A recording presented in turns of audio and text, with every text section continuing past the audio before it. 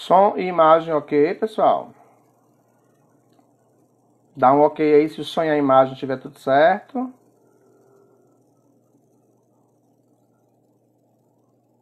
Tudo certo?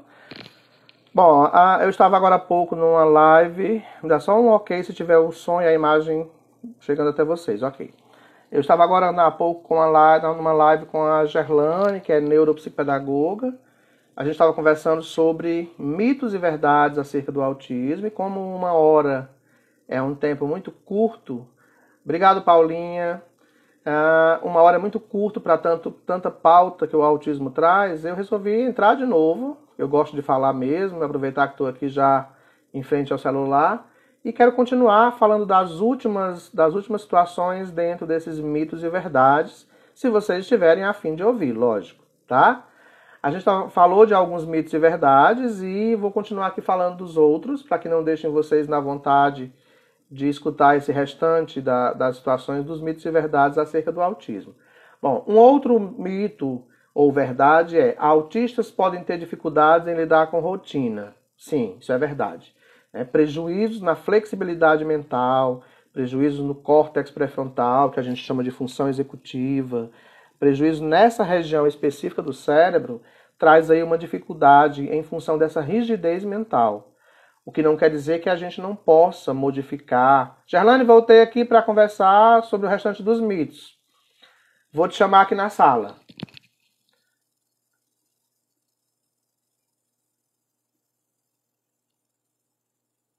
Tá aparecendo aqui.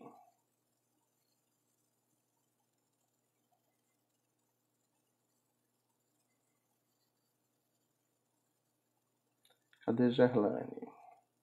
Passou. Bom, então assim, essa rigidez mental, ela dá essa dificuldade na criança realmente de lidar com essas mudanças de rotina, porque é mais confortável fazer aquilo que ela já sabe, que ela já está habituada a fazer. Olá, Cris. Então, quanto mais a gente for propondo situações gradativas no dia a dia, mais fácil vai ser para ela mudar esse padrão de rotina. Todas as pessoas precisam de rotinas para se organizar. O autista não é diferente. Mas não quer dizer que a gente não possa modificar algumas questões de vez em quando para garantir essa possibilidade. Aqui a Gerlane de novo. Deixa ela entra aqui na sala para a gente... Gerlane, voltei aqui pelo e-mail para a gente terminar de falar dos mitos. Fiquem os dois salvos, então. Wilson, eu acho que a nossa live não salvou. Não salvou? Por quê? Eu acredito que não. Não sei. Eu acho que a gente passou um pouco do tempo. Não. Quando passa do tempo, ela fecha sozinha. Mas aí você salva lá no... Eu ainda anotei aqui alguns mitos e eu queria... Pode continuar, que eu quero perguntar. Tá, você vai falando, tá?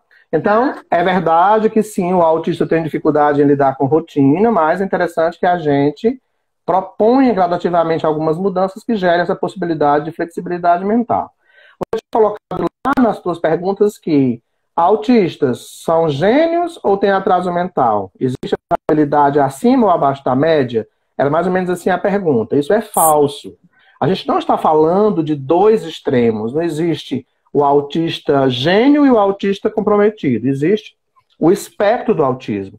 A gente está falando hoje de uma variação de tipos tão grande que a gente não consegue mais dizer quais são eles. Tá? Então a gente tem aí do autista que é leve, que se comunica bem, que fala bem, mas que não é gênio. E temos o autista que com essa condição que pode ter uma alta habilidade, uma genialidade qualquer. E temos aí as variações dentro dos prejuízos que a gente tem. 75% dos autistas têm deficiência intelectual associada, desde a mais sutil até a mais severa. E quanto mais severa for essa deficiência intelectual, maior tendência ele tem aí para as autoagressividades, automutilações. Então, não estamos falando de dois modelos, estamos falando do espectro. Então, não existe essa de inteligência acima ou abaixo da média. Um outro mito dentro disso é: o Asperger é gênio? Não. Isso é um mito criado. Só 9% das pessoas com Asperger pode estar dentro do que chamamos de habilidades acima da média, de alta habilidade. E para ser considerado alta habilidade, eu tenho que ter capacidade acima da média, envolvimento criativo com a tarefa e uso funcional disso. Senão, eu não tenho esses 3 anéis de Renzulli, eu não tenho alta habilidade. Então, nem todo autista leve, até porque é complicado dizer quando o autista é leve. A gente não consegue afirmar isso.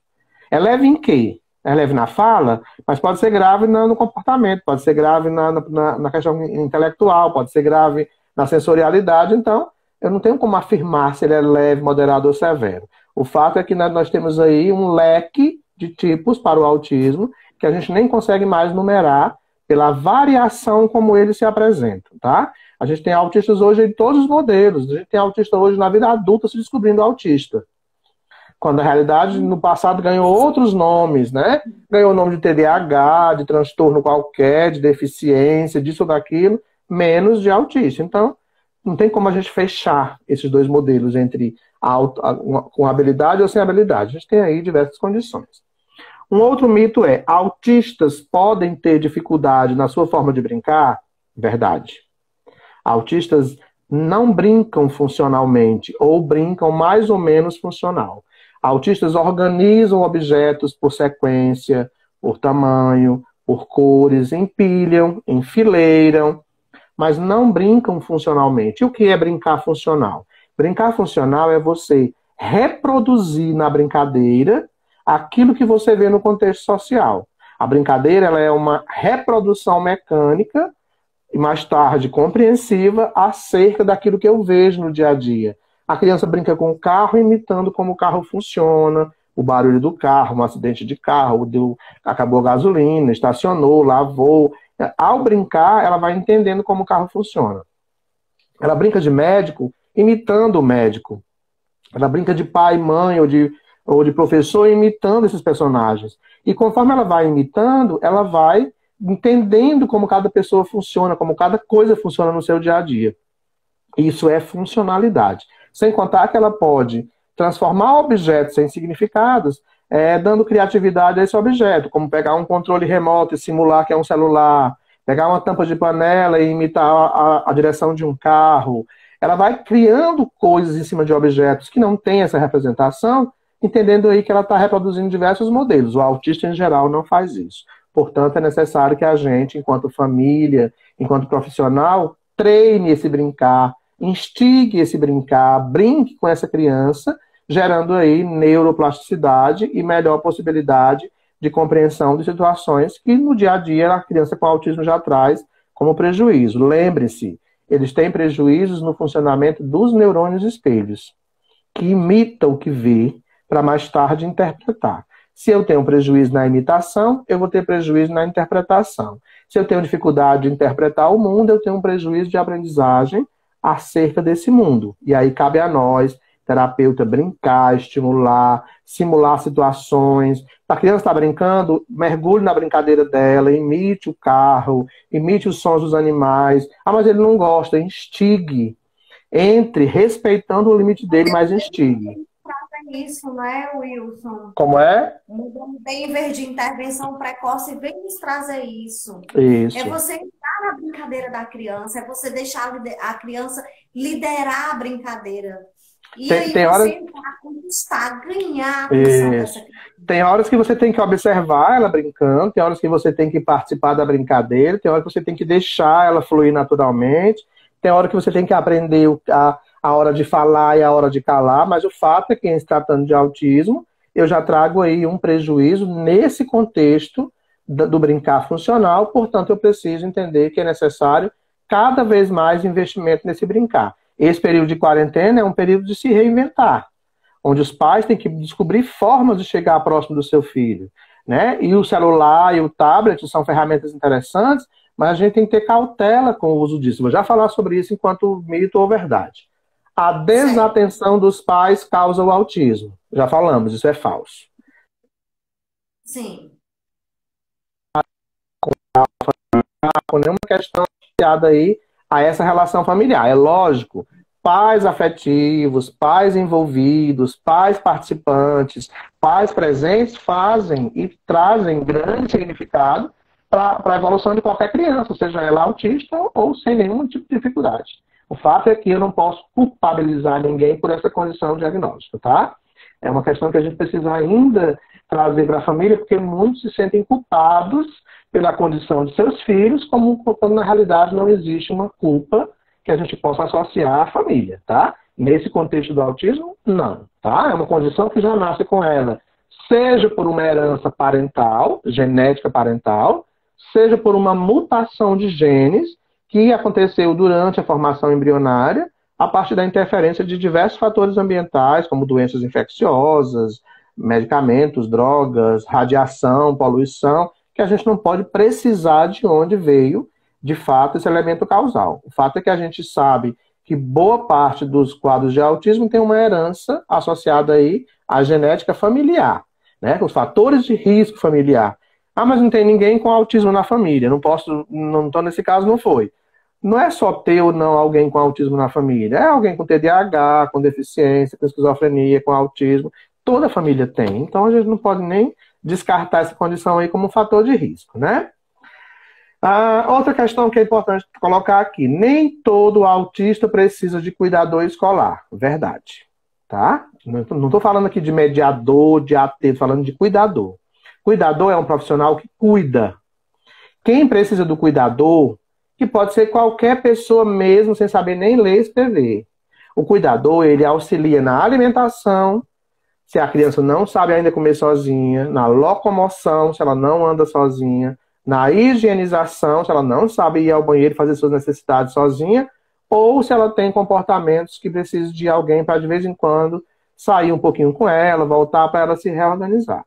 Mas se a criança fica na sala sozinha, come sozinha, anda sozinha, vai e vem para o banheiro sem nenhum problema, não tem comportamentos que precisa de alguém para manejar, ele não precisa de cuidador, tá? Esse acompanhante especializado é uma outra questão.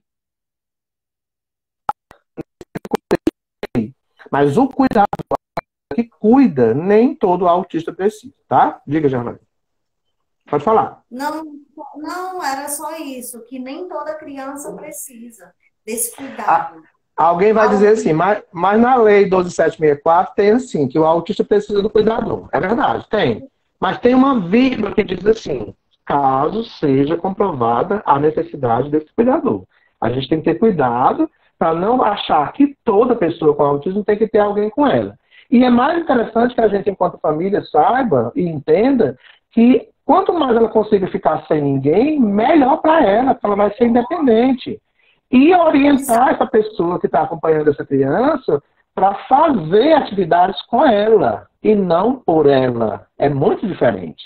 Tá? Porque o que a gente vê aí é a criança tendo naquela pessoa do cuidador uma verdadeira bengala, que vira a sombra dele, e ele se torna independente dessa pessoa. E não é esse o papel que a gente quer construir nesse contexto, ok? O desenvolvimento da criança, onde fica? Pois é, como é que ela vai se virar se tem alguém fazendo por ela o tempo inteiro? A Paulinha está perguntando aqui, autistas têm comportamento agressivo ou já é uma comorbidade? Autistas não têm comportamento agressivo, eles podem ficar desorganizados e até agressivos quando algumas questões que ele não sabe administrar acontecem, que gera esse desconforto. E aí ele acaba descontando isso em quem está mais próximo. Mas esses quadros de agressividade podem ser chamados, em muitas situações, de comorbidade, mas não é uma característica do autismo, tá? Outra questão, a alimentação influencia para que uma criança seja autista? Não. Ninguém vira autista porque comeu isso ou aquilo, tá? Se a criança tem um desconforto gastrointestinal em função de um dado alimento, e quando ela come esse alimento, ela se desconforta por conta desse mal-estar, vai gerar nela um comportamento agitado, irritado, ansioso, em função desse desconforto. Mas eu tirei o alimento, ele continua autista. Ele melhorou do desconforto e agora ele está mais organizado enquanto comportamento. Ele não vai deixar de ser autista por isso e nem virou autista por isso. Porque eu vi uma pesquisa que diz que pessoas com autismo têm intolerância a glúten, alimentos com aveia, centeio, trigo, cevada, né? Isso é verdade. Alguns podem ter intolerância, o que não quer dizer que todos tenham. E aí eu vou dizer que 10% dos autistas podem ter desconforto gastrointestinal em função de alguns alimentos. Mas é necessário fazer os testes para ver se a criança tem alergias a esses alimentos. Tá? Nem toda criança é intolerante a leite. Eu tenho que fazer o teste ou observar se quando ela toma o leite ou come algum alimento derivado do leite, ela fica com um comportamento mais agitado, ou tem um desconforto, ou muda a questão intestinal, né? Mas afirmar que todos eles têm, ou que isso provoca, ou vai deixar de ser autista por isso, não. O fato é que 60% dos autistas têm, por uma questão sensorial, visual, olfativa, tátil-gustativa, podem ter aí dificuldades voltadas à restrição ou seletividade alimentar. E aí é um trabalho que o nutricionista vai agregar enquanto orientação nutricional, a família tem que participar criando estratégias em casa, o fonoaudiólogo tem que trabalhar no contexto lá das suas abordagens, né, voltadas a essa questão da mastigação e da introdução de alimentos diferentes, mas é importante que tenha todo esse suporte para essa condição, que é uma grande dificuldade que muitas famílias têm de trabalhar com esse quesito aí, restrição ou seletividade alimentar. E eu não posso afirmar que ela tenha isso antes de investigar se não é alergia alimentar, por isso que ela não gosta do alimento, se ela não tem alguma doença intestinal, por isso que ela não gosta do alimento, né? Se ela tem alguma intolerância a esse alimento. Então, tudo isso tem que ser investigado antes de falar se ela é seletiva ou tem restrição, tá? Pode falar, Gerlane. Wilson, essa aí foi uma das perguntas também que uma mãe deixou, que ela disse que o filho dela, ele é Asperger. E a criança só come peixe, não come outra coisa, só come peixe. Não come arroz, não come feijão, não come nada. E isso deixa ela muito, muito, muito aflita. Já foi, levou a princípio na Nutri. Passou algum tempo. Não conseguiu muito sucesso. Qual é a idade da criança? 7 anos. Pronto. É uma idade onde muitas mudanças podem acontecer. Então, tem que haver aí um trabalho não só com o nutricionista, mas com o fonoaudiólogo também, que é importante, e tem que ter um trabalho de orientação à mãe nas questões aí alimentares. Por exemplo, convidar a criança a participar com a mãe da produção e organização daquele alimento, comer alguns alimentos diferentes na frente da criança, colocar próximo do prato dela e gradativamente ir aproximando do prato dela até chegar ao prato dela. Então tem todas diversas estratégias que são interessantes, mas não é chegar e porque ela passou esse alimento, eu vou dar, ela vai mudar. Não é assim. A gente tem que ter toda uma ferramenta aí de aproximação com a criança até ela... Isso, né? E até ela se familiarizar com isso, porque até então ela não come outro alimento, não é porque ela não queira, ela simplesmente ainda não experimentou, ela não sabe nem como funciona às vezes. Como ela já gosta do peixe, e ela já sabe como é comer o peixe, ela não quer sair desse estímulo para um outro estímulo diferente.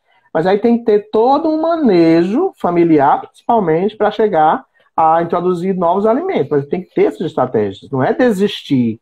Porque ele não quis comer outra coisa. Então, tem horas que é necessário que a família também não seja tão fácil nesse contexto. Ela tem que ser firme em algumas condutas, senão ela vai acabar... É como comunicação. Se você dá ao seu filho tudo que você vai mostrando sem ele apontar, sem ele se comunicar, ele nunca vai falar e nem se comunicar com você. Ela chega na cozinha e fica gemendo, e você dá a água, dá o leite, dá o suco, até acertar o que ele quer, ele vai apontar para o alimento como, se você está adivinhando o que ele quer. Então tem algumas questões aí que a gente tem que insistir também enquanto estratégia, porque se for deixar por essa forma confortável, ele vai fazer aquilo que é mais confortável. Isso é natural. Ele já sabe como vai acontecer. Então, tem uma pessoa aqui dizendo que já luta há 10 anos e o meu não come praticamente nada, simplesmente ele não come nenhuma verdura, eu não consigo mais. Quase 10 anos. Já é uma idade mais difícil, porque, como eu disse lá na outra live, quanto mais cedo a gente tenta algumas ferramentas ou insiste nelas, mais fácil é essa mudança neuroplástica do cérebro acontecer. Deixar o tempo passar, às vezes, é mais difícil. Eu sei que é uma estratégia bem, bem complicada. Mas, de novo, nutricionista, abordagem fonoaudiológica, e não esqueça, eu estou falando de alimentação dentro de um contexto sensorial. Se eu melhoro as questões de ordem sensorial lá, pela integração sensorial na terapia ocupacional, isso atinge também a questão alimentar.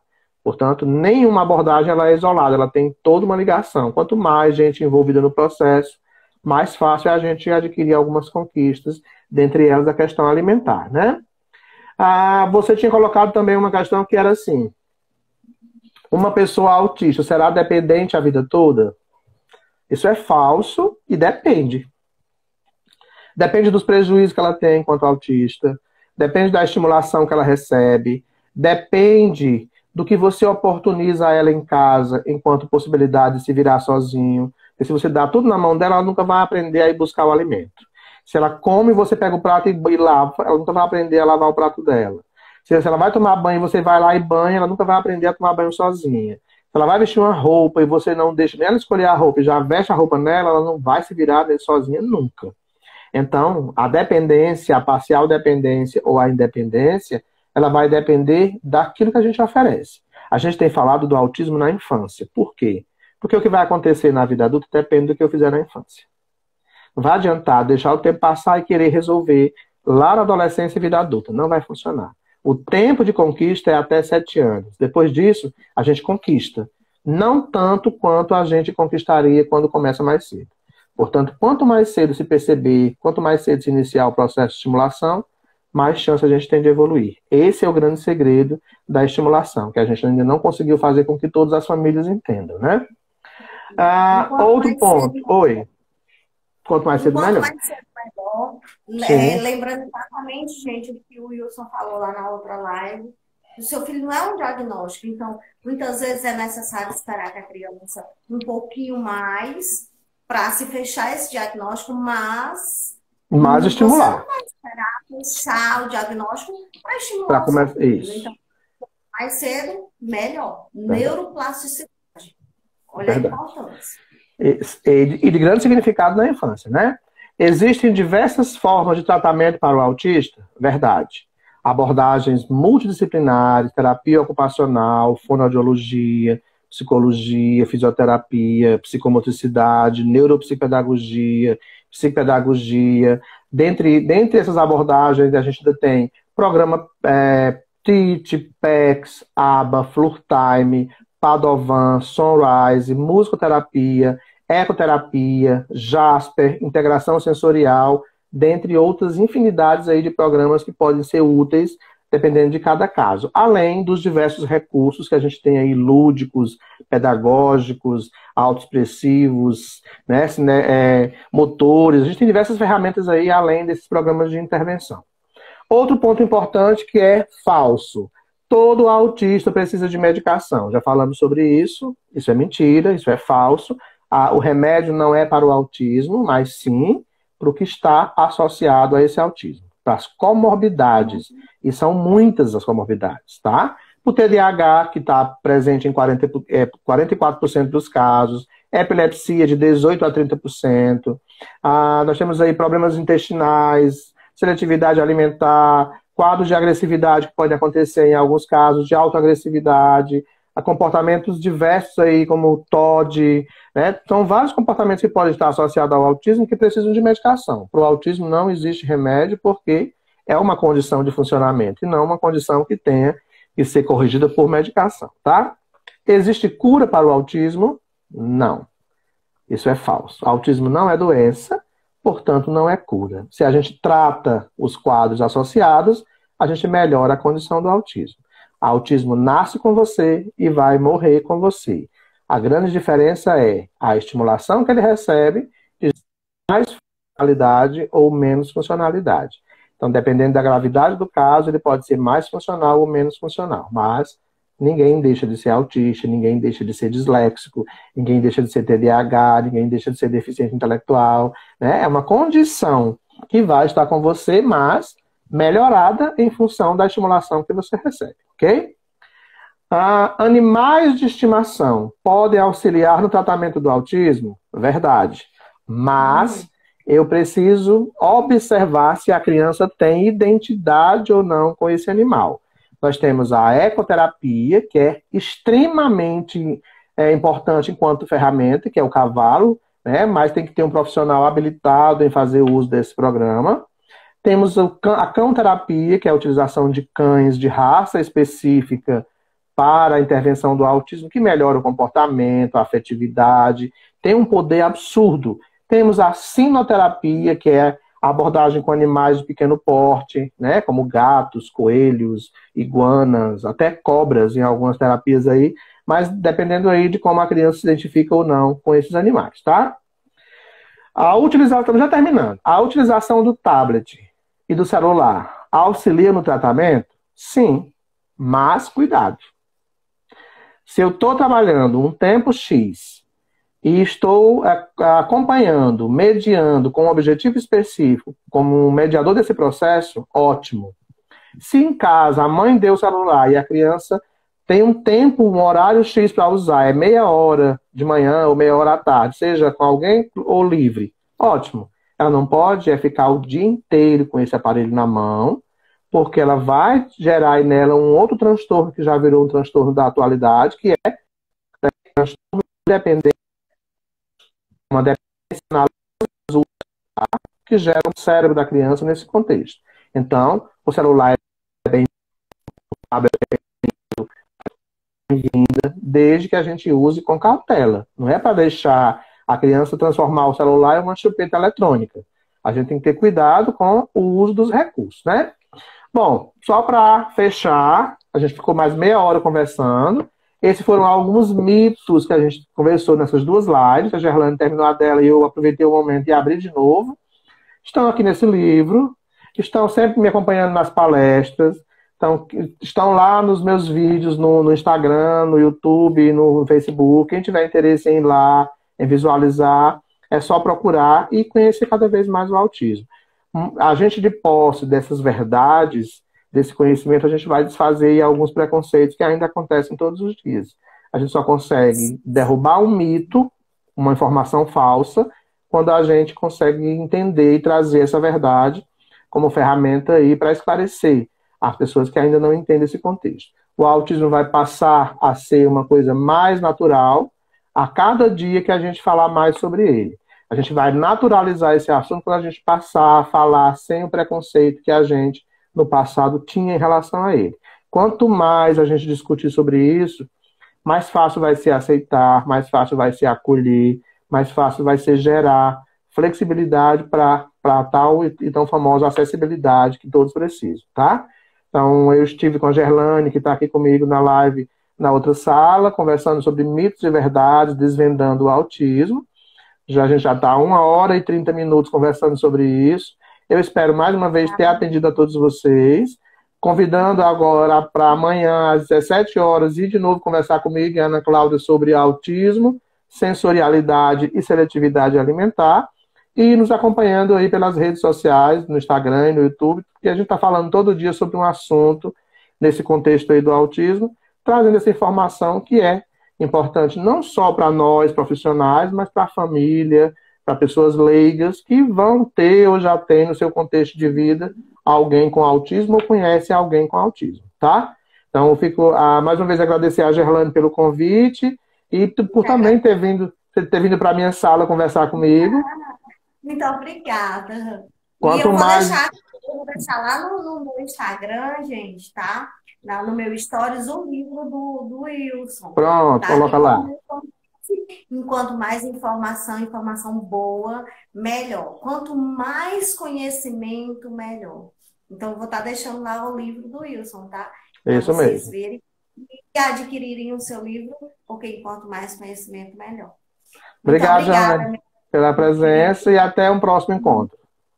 Obrigado, pessoal. Todos vocês, obrigado. E amanhã, às 17 horas, de novo, numa próxima live, falando sobre autismo, seletividade alimentar e sensorialidade. Beijos, boa noite. Vou encerrar agora a sala, tá bom?